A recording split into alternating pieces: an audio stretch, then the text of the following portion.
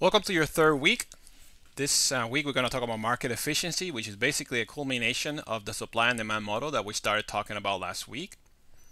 Today we're going to basically say whether this model is a good way or this analysis is a good way of distributing resources in society.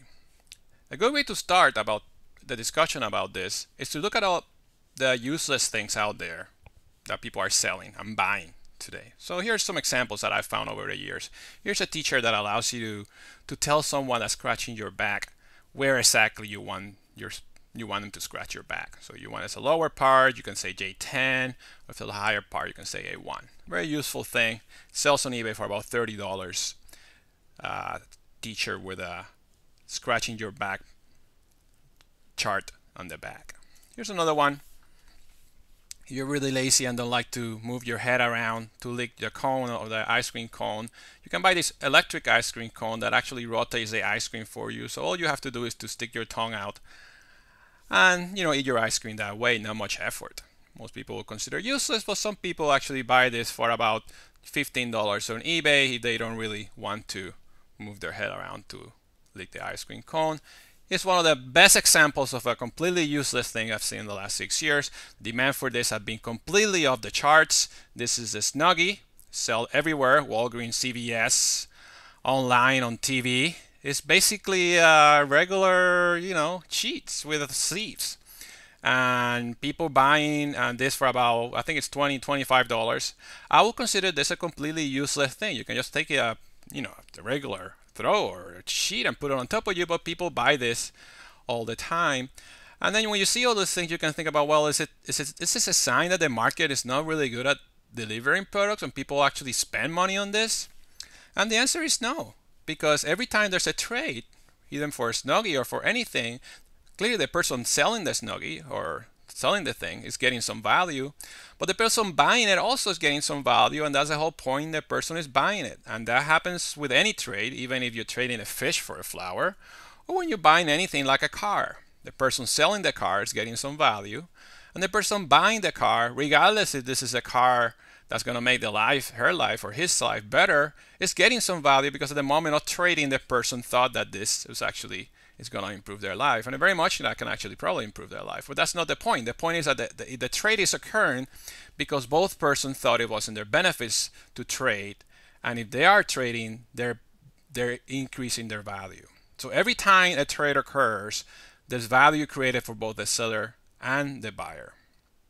And the more trades there are, the more value there are, the happiness you have society. When anything happens that disrupt this process and limits the number of trades, then we have less value because there's less trades to be made and less people are able to create value with trade. So every time we have a market disruption, that's gonna be the main effect. Now there's one of the most dramatic examples of this is the market for human organs. Take a look at this example right here. There's a story here.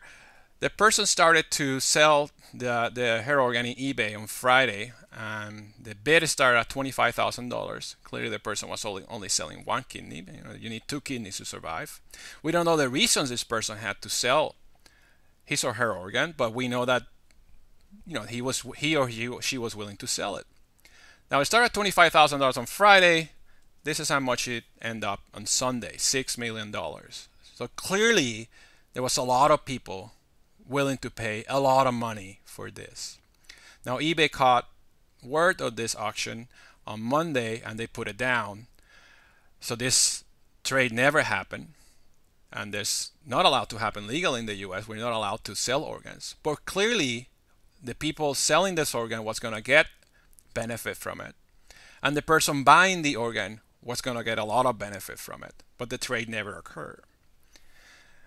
Now, if your name goes into the national procurement list of kidneys or livers, hearts, and lungs, these are the waiting times that you have. For kidney, for instance, it's about 3.5 years. So there's a huge demand of anyone waiting for a kidney, willing to pay a large amount of money for it. But there's just simply not enough kidneys out there. So this is clearly a situation in which, for some reason, the market is not working well, because there's a lot of people dying who are willing to pay a lot of money for a kidney. but there's just simply not enough kidneys out there.